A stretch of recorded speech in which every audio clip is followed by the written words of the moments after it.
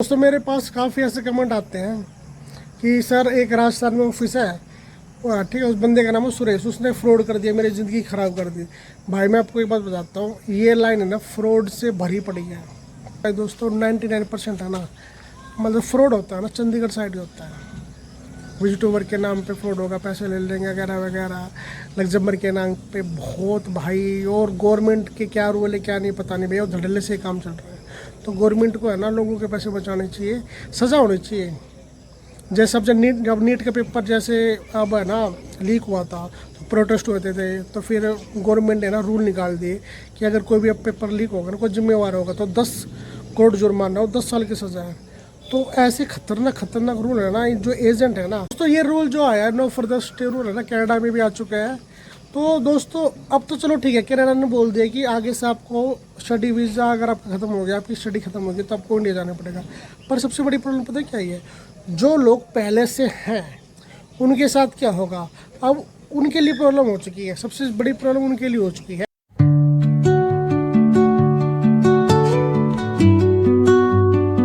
Hello good morning friend, welcome my new vlog. दोस्तों मैं रोज़ है ना अपडेट देखता हूँ अलग अलग कंट्री हो गए कि क्या क्या उनके इमिग्रेशन का रूल चेंजेस हुए और क्या क्या नए है ना उन्होंने रूल्स अपडेट किए हैं। जैसे कनाडा होगी, जहाँ पे इंडियंस ज़्यादा जाने के है ना इच्छुक रहते हैं ना, जैसे ऑस्ट्रेलिया कंट्री होगी, ओके, और यूरोप में काफ़ी कंट्री। तो सबके है ना मैं अपडेट देखते रहता हूँ कि क्या क्या चेंज किया है, क्या क्या हुआ है आज, ठीक है, क्योंकि रोज़ है ना कुछ चेंज होता रहता है। पर दोस्तों ना एक महीने से मैं क्या चीज़ मैंने ना अनुभव की है, मैं आपको बता रहा हूँ कि पूरी दुनिया के एक मन है। आपको पता है वो क्या है, वो जुबान से नहीं कह रही, उन्होंने मन बना लिया है कि इंडियंस को रोकना है, इंडियन को अपनी कंट्री में फैलने नहीं देना है।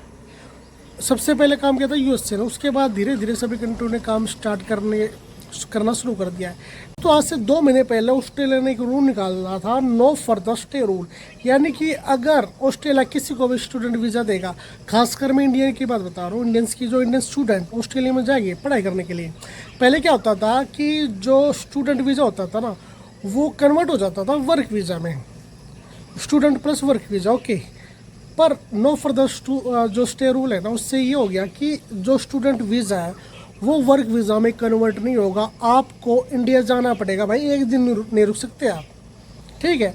जैसे आपका वीज़ा ख़त्म हुआ, स्टडी वीज़ा, स्टडी करके आप है ना वापस इंडिया जाओ, कोई काम करने की अनुमति नहीं।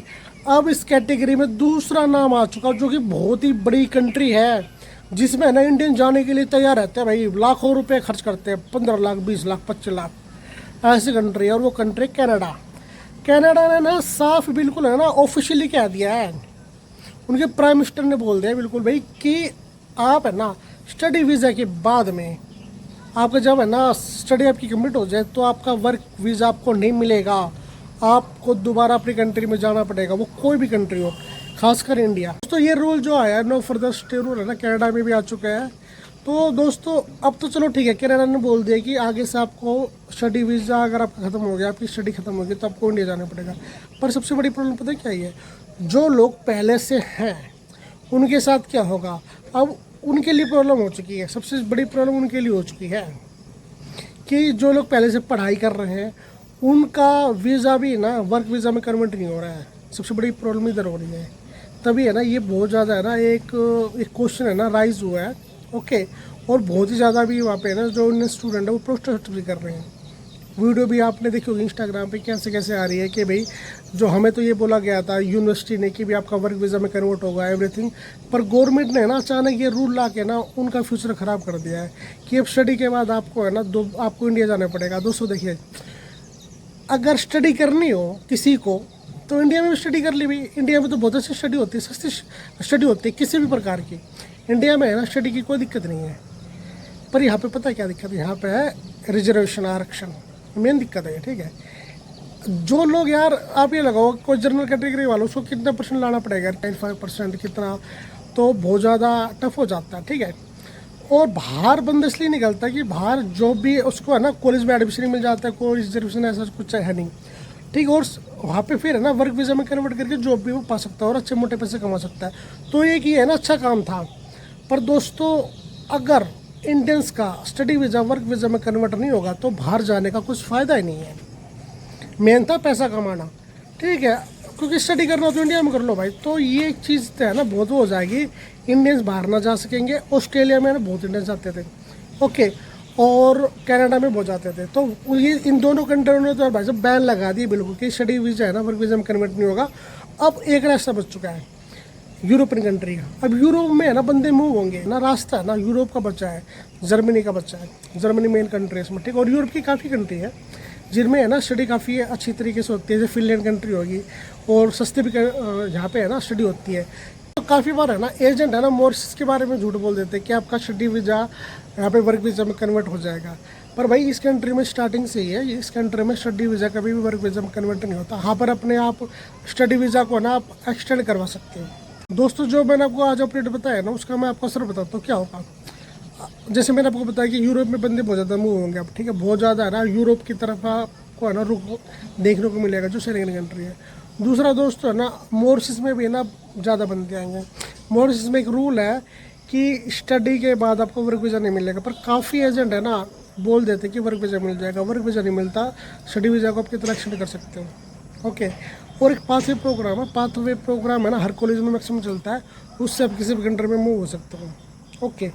तो ये है ना मॉरिशस में होता है। तो मॉरिशस में काफ़ी बंदे हैं ना मूव होंगे, और मैं मोस्टली है ना जो मैं अपडेट देता हूँ आपको मॉरिशस के देता हूँ, और काफ़ी कंट्रियों के भी क्या है ना मैं आपको अपडेट देता हूँ। तो है ना आप है ना अगर कोई भी वीडियो देखोगे ना तो आपको एक अलग चीज़ देखने को मिलेगी। दोस्तों मैं आपको एक बात बताता हूँ, दोस्तों मेरे पास काफ़ी ऐसे कमेंट आते हैं कि सर एक राजस्थान में ऑफिस है, ठीक है, उस बंदे का नाम है सुरेश, उसने फ्रॉड कर दिया, मेरी ज़िंदगी ख़राब कर दी।